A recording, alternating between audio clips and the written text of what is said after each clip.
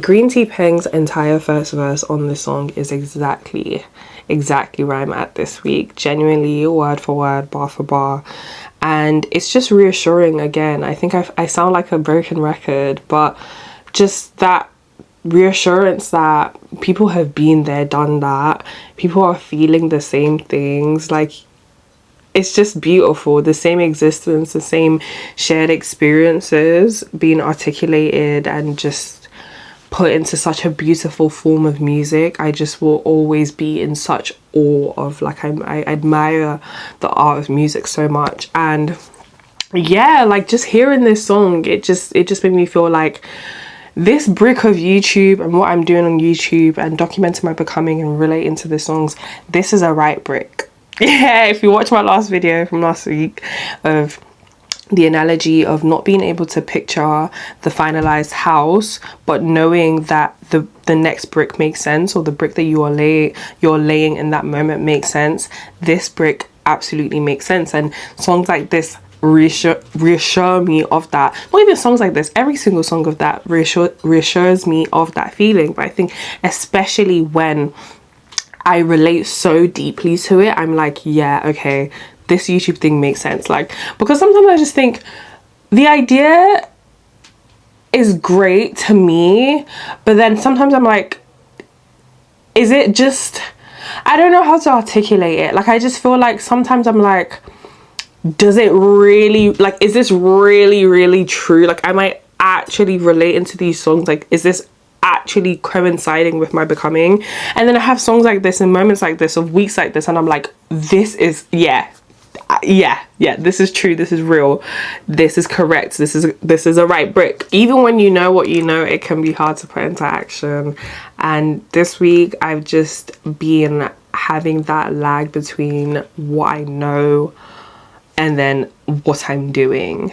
And it's not even, I think this is a different feeling from like overwhelmance warped, or fear warped as overwhelmance, or alluded to be overwhelmance. I think this is just me being genuinely overwhelmed. I don't think it's coming from a place of fear or from a place of avoidance. It's just, I think I lose track sometimes on all the things I know and all the things I figured out. And then because I spend so much time thinking and just being introspective of my life, of my person, I think sometimes, like, there was one time that I tried like writing all the life lessons that I not come up with, but just kind of realize, just to keep track, because I think it's so hard to keep track of all the things you know and all the things that you're supposed to be embodying and all the things that you're supposed to be doing. And I saw a video of Rama and Omale basically talk about this. Like, it was an interview, and there's too many life advices. You just begin to forget some. Popular opinion, there's too many opinions. That's my opinion. Just do your thing, like, actually. And I think it's just such an overwhelming thing to just know so much and try and translate that to doing, and not even doing so much, just doing.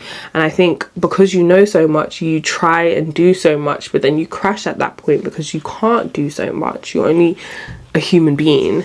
And yeah, I think that in itself is just also why, like, our consciousness in itself, or our awareness of our consciousness, is limited, because we couldn't handle all of that. I know I couldn't. Shit, I'm really struggling as is. And yeah, I think it's this week I've just really struggled in just fully doing all the things that I know that I should and ought to be doing, and just really just listening to my intuition. And yeah, I think I've just kind of lagged there this week. Although I say this, but I still have been very much posting. I haven't written as much as I should or I could have, but I've stayed consistent with posting two-way mirrors. I think I said in my last video of trying my hardest not to associate the success of the videos with the algorithm and the just general reception of, like, you know, views and like likes.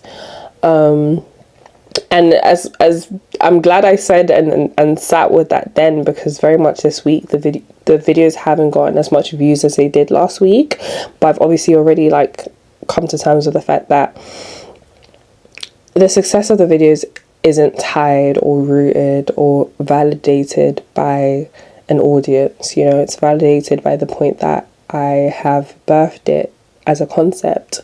I have shifted from thought to action, and that in itself is the success. Nothing more, nothing less. And yeah, I think then with the part of the song where she goes, you know, we're trying to be the change, but there's no instant satisfaction. That's the part that's very much relevant to that of two-way mirrors, and even what I'm doing on YouTube is so much more deeper to me. And sometimes I feel sad that people don't really get how deep it is. I think even just with becoming, it's something that like I sound like such a broken record to my friends and my family of like, this is really deep, guys. Like, you know, I think people would be happier if they realize how deep of a journey becoming and individuation and just, you know, experiencing is. I think people don't experience the fullest of their awareness, and I think people are living consciously, and I think that's why it's so trivial. You know, I don't think it's even, forget about trivial, that's why people don't become, you know, people don't remember, people don't actually actualize. And yeah, we're trying to be the change. What I'm doing is something different on English, guys. I'm hot, I'm flustered, I'm irritated, I'm so okay, what I'm doing on social media is just different. It's like I feel like sometimes I'm going against the current. I feel like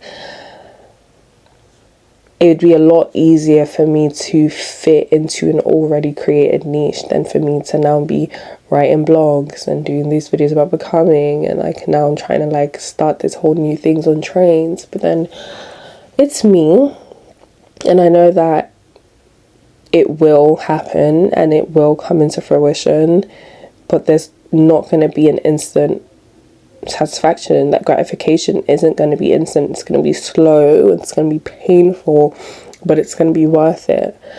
And yeah, like it's that, I think that deterrent of all the people that do want to change and do want to be different. And it's not even a thing of wanting to be different. I don't like that notion. I don't want to be different. I want to be me. And I think sometimes people sacrifice being them because it's easier to fit into a already created subgroup. I don't want to be different. I want to be me. And if being me happens to be different, then so be it. But that isn't the intent. The intent isn't to stand out and be unique. The intent is to be real. You know, I think what we have on social media is just simplified to people just fitting into you're an influencer, you're a this, you're a that, this person does lifestyle videos, this person does this person does that. And I don't want to be another person or another face on a further already created expression of social media. I want my social media to be an expression of me, you know? And I also feel that type of way. I feel that same way with where I'm currently at with my physical appearance and like actualization of that. In terms of, I feel like I'm sweating on my upper lip. God, guys, it's so hot. Yeah, but in terms of actualization in my physical reality, I don't want to then go and just join, oh, now I'm dressing like an earthy girl, oh, call me a streetwear dresser, oh, I'm a fashion girl. No, I don't want to be another person added to a niche group. I want my clothes to be an expression of me, not me an expression of that already created norm or typical, you know? And that's not to say, again, like I keep stressing, this isn't a thing of like chasing or the pursuit of uniqueness. I don't believe in uniqueness. I quite have beef with uniqueness and people that want to be unique. I think it's such a disingenuous feeling and pursuit. I have no desire to be different or unique. I think everything that is has always been and will always be, so that in itself is just not possible. It's just that, yeah. Anyways, I see it backwards. I think people kind of like fit, like, let's say, like, okay, let me explain it like this.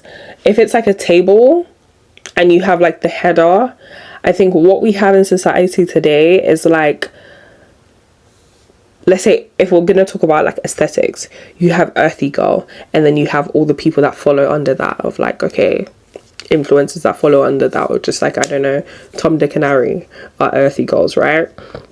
I would rather be the header. I would rather the header be Deem, and then the description that follows is that, right? I feel like it genuinely changes everything when you allow it to be an extension of you, an expression of you, rather than you an expression of that thing, of that already created subgroup. I hope that makes sense.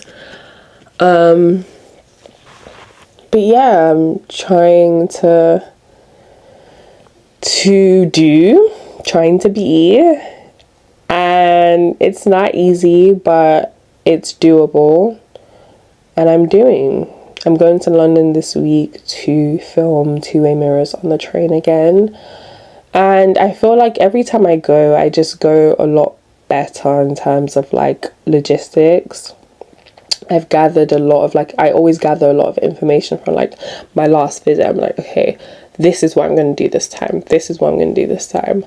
And I'm excited. I think it's going to be good. I think it's going to be great. I think every time I go back, it's even more of a beautiful experience. And a lot of it is, again, it's not about the content, it's about the experience. And I genuinely do have the most fun encountering the most beautiful souls. And I can't wait for the point of my career and just the point of me, the person or the woman that I will then be to say like, oh, I've met so many beautiful people and I've met this number of beautiful people, and just to meet who I will be after all of those encounters. This life is a battle, the self is the ground. That is a lyric that I had to sit with. I literally filmed this video yesterday and I had to film it again. And simply because of that lyric, guys, I thought I have to sit with this and come back, because that is a word. This life is a battle, the self is the ground. Two things. You are the battleground, right? The self that you are forming, yourself. And I wrote a Substack about this, the difference I think between yourself and yourself. The self. She didn't say yourself. The self is the ground. That's the point in which you fight this battle of life, right? That's the battleground. That's the point in which, you construct who you are, either in opposition or in perpetuation of the battle that's going on. You choose what side you're on. And just, I guess, in everything that you do, in everything that you are becoming, is a bullet or just like a fight within this battle of life. And it's just, I think second thing as well is that the self is the ground. You are the grounding factor. The self, having a self is the grounding, is kind of just the I can't find a better word for it. I'm trying to find a synonym, but it's the grounding. That, I think I'm still going to be sat with that, because this life is the battle, the self is the ground. Everyone's looking for something profound. Greentea Peng, the woman that you are, don't worry guys, I said it before and I'll say it again, me and all of these artists will be sat down one day and we will speak about these lyrics, because you guys can't drop bangers like this and have nobody pay attention to them and call you out and then be like, so 3 years ago you dropped gold and you thought that we weren't gonna come and thank you. You thought we weren't gonna come and have a chat about the silver and the gold and the diamonds that you left us with. Don't worry, I'm coming. Just wait me. But yeah, this life is a battle. The self is the ground, and I'm working on my battleground. I am battling. Honestly, it's just whoever you become and who the life that you're leading is genuinely the place and the position that you play in the battle of life. So it's just building that self, fine-tuning that self, finding that self, being that self. And that's what I'm doing. Everyone's looking for something profound. The simplest of things should leave a man dumbfounded or spellbound. Guys, I say this all the time. We bypass miracles. We bypass things that we've normalized that we should always be in awe of. We should always be in awe of. That word is a bit weird to say. Awe. We should always be in awe of. You know, you walk past a tree and you think, tree. Or you don't even think tree. You just walk past a tree. And I just think that in itself is just crazy. Like, things that I think we normalize but are absolutely insane. Nature, technology, childbirth, God, love, sex. Like, these are things that, like, guys, like, how are we just acting as if, like, oh yeah, like, tree. No, tree. Like, it's mad. It's absolutely madness. The simplest of things really should leave a man dumbfounded. Like, you should genuinely be in admiration of the life that's unraveling around you and just everything. But it's like we become so desensitized to that, and it just seems like that was kind of their point, wasn't it? Desensitize the masses. We have no experience with trusting our senses. So when it comes to having your intuition, it's either you're attributing it to a source outside of you, or the Holy Spirit, or, you know, just not listening to it at all, not trusting it. I think it's just everything that is placed in the system is just to either minimize it or to just kind of just disrupt it. Disrupt it fully. It's either they're minimizing it, they're limiting it, because there's no problem in thinking that something comes outside of you and your knowledge is from, you know, the Holy Spirit. But it's just more so that limitation that it kind of gives there of you not realizing how great you actually are, or then again just not trusting it, of like, nah, that's not even anything, you know. It's either or. And I think the whole point of life is balance. I think in any and everything there should be balance, and I think in everything that's gone wrong with the world and society is from a lack of balance. And this is where I'm at. This week, guys. Practicing balance, practicing listening to my intuition, to myself, keeping going, trying to embody everything that I know, everything that I'm still very much learning, trying to stay grounded on my battleground. I think as for next week, I'm going to be practicing discomfort a lot more, just doing things that I wouldn't normally do, and just making sure that I'm staying on top of placing my bricks and heading to where I'm going. Because one thing that I will always go back to is it's there as long as you're ready to go, you know. It's closer as long as you're ready to go. And I'm so ready. I think I just need to start acting like I'm ready. And yeah, that's it from me, guys. Thank you so much for watching. I am Deem, this is me, and keep daring to dream.